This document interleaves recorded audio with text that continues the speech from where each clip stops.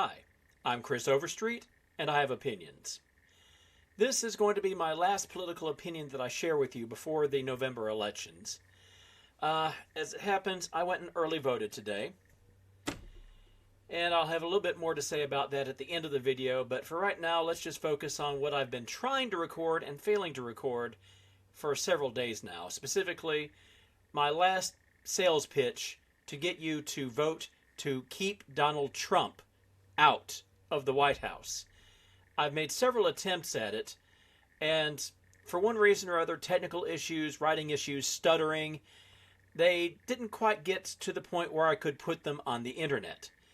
And then Legal Eagle posted a video yesterday that pretty much sums up the entire case succinctly, clearly, and with the receipts as to why Donald Trump should not be elected for a second term.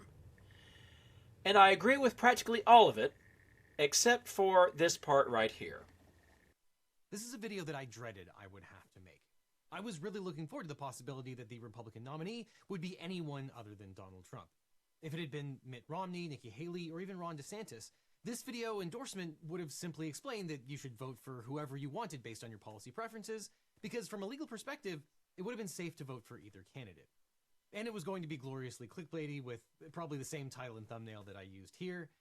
But unfortunately, this isn't that video because the Republicans nominated Donald Trump. Again. The point that they were trying to make is that Donald Trump is uniquely a danger to democracy and freedom in the United States. But to be perfectly honest, that's just not so. I mean, for example, take one of the examples that Devin just gave there, Ron DeSantis. Ron DeSantis has run the state of Florida as close to a fascist dictatorship as the state of Florida's laws allow, and he's pushing even harder to make it more so. He's made it de facto illegal to talk about the history of slavery and white supremacy in the United States in the state of Florida's classrooms.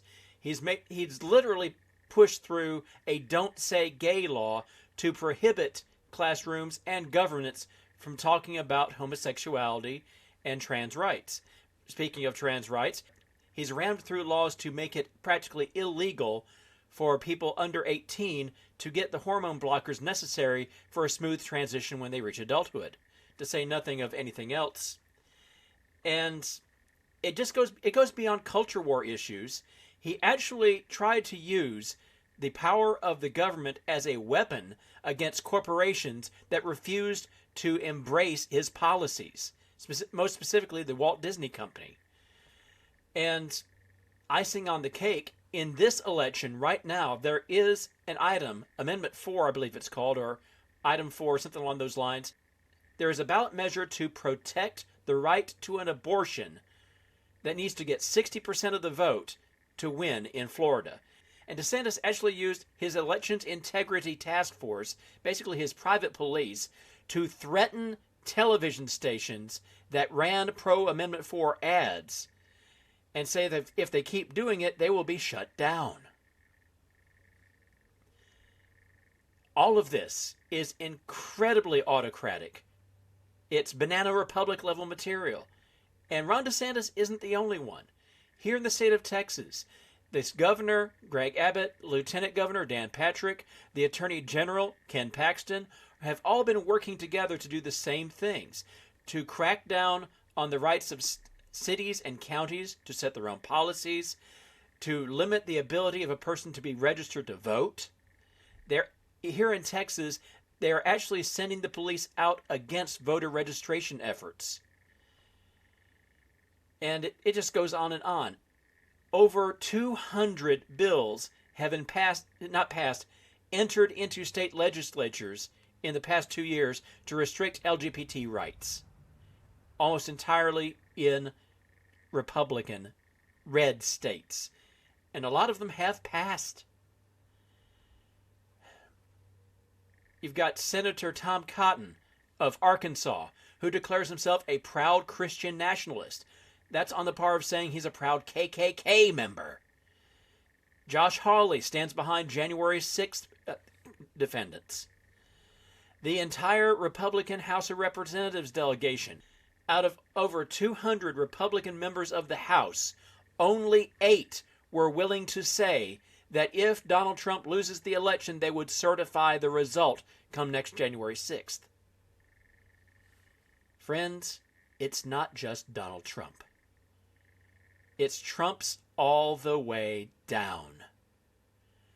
The Republican Party has been steadily and methodically pushing out anyone who in the slightest way stands between Donald Trump and what he wants. Another example that was just given by Devin of Legal Eagle, Mitt Romney, who is straight up said that he believes Donald Trump would be a disaster if he's reelected, refused to endorse Kamala Harris to stop him. His excuse? Because he wants to still have influence in the Republican Party after this election to help rebuild it, which means, for the time being, he has to bend the knee to Trump. Similarly, during the Republican primaries, Nikki Haley said explicitly Donald Trump was not fit to be president. And then, after the primaries, she bent the knee. She kissed the ring. She endorsed him and betrayed a quarter of the Republican electorate who supported her against Donald Trump in the primaries. At this point, if there is a R behind the name, it supports Donald Trump and it shares his policies. There is no longer, if there ever was, there is no longer any such thing as a good Republican. It is vital that when you go to vote, you not just vote for Kamala Harris over Donald Trump. You go down the entire ballot and vote against every single Republican. Do not vote for any Republicans. Because right now, any Republican who gets elected is getting elected explicitly on a platform to tear down voting rights, to tear down equal rights for minorities, LGBT people, people who have immigrated, even to tear down the rule of law itself and replace it with dictatorship.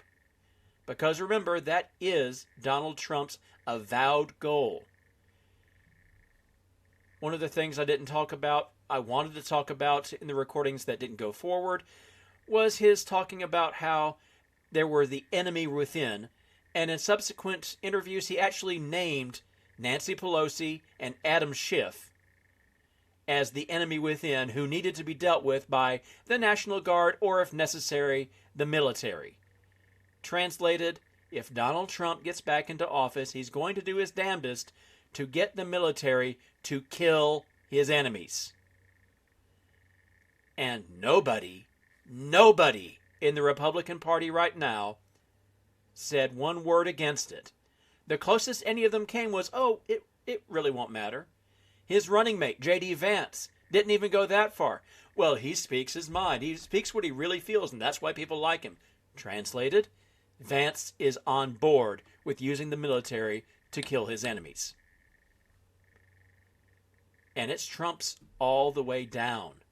Remember, Donald Trump's daughter-in-law is the co-chair of the Republican National Committee.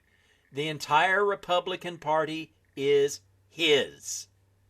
He owns it. He controls it. Nobody is going to stand up to him.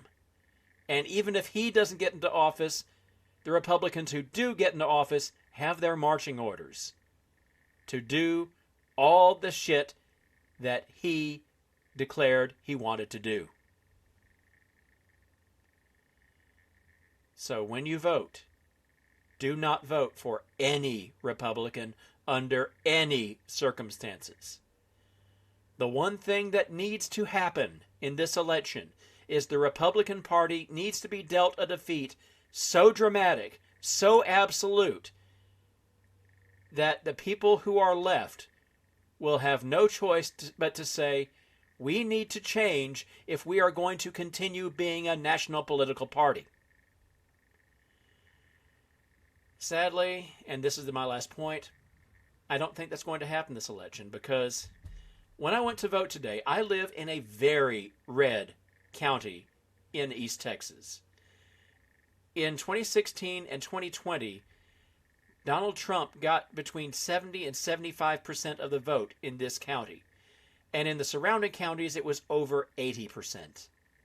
This is not a Democratic stronghold we're talking about here. Today was the second day of early voting, and I went to get my vote in. Got my sticker here. Got my sticker right here. It was the first time in early voting that I've had to stand in line outside the county courthouse waiting to get in. And looking at the people who were with me for my half-hour wait, I could not have picked out more than 3 or 4 people who even looked like they might be voting Democratic. Most of them were hillbillies and rednecks, elderly people, and very, very Karenish. Exactly the kind of people you would expect to be voting for Trump. Appearances might be deceiving. I might be misjudging a hell of a lot of them. But I don't think so. What I saw today inclines me to believe, at least, that although early voting is breaking all records across the country, a hell of a lot of those records being broken are being broken by Trump supporters. Which means it is absolutely vital that you and yours, everybody who wants to support or is even leaning slightly towards Kamala Harris and the Democratic ticket, all of you need to get out now and vote. And get your friends out to vote if you can. Because Trump's followers are out. They're voting. Some of them, well, not all of them are voting for dictatorship, but they're voting for Trump because their pastor told them to. They're voting for Trump because they're afraid of immigrants. They're voting for Trump because they hate transgender people. They're voting for Trump because they forgot what chaos the economy was in 2018 and 2019, never mind the pandemic. They're voting for Trump because they're sick and tired of nothing getting done in Washington. They're voting for Trump because they feel like nobody's paying attention to them.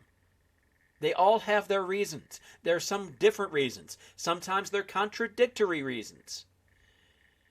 And yes, some of them are voting to end democracy, and some of them think they're voting to defend democracy against the Democrats. But for whatever reasons, they are coming out. They are driven to vote. They are motivated as all hell. They understand the stakes well enough, at least, to get every last one of their votes out. And if we don't do the same, we will not have the opportunity to do so again. So I ask you one last time, please, if you haven't already voted, and if early voting is available where you live, go vote as soon as possible, and vote for Kamala Harris and Tim Walz for president and vice president, and then vote the straight Democratic ticket right down the line to ensure that as many Republicans are defeated come November the 5th as possible. Because if we lose everything. At least that's what I think.